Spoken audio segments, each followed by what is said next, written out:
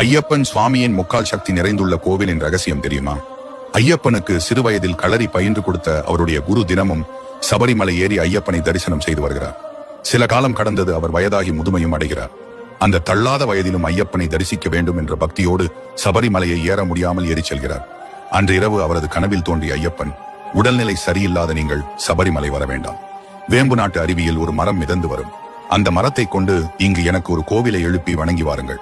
என்னுடைய சக்தியில் 3/4 பங்கு இந்த கோவிலில் தான் இருக்கும் என கூறிய ஐயப்பன் மறைகிறார்.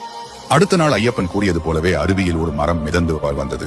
அதை வைத்து கோவிலும் கட்டினார்கள். இப்படி ஐயப்பன் கட்ட சொன்ன கோவில் தான் 3/4 வட்டம் ஐயப்பன் கோவிலாகும்.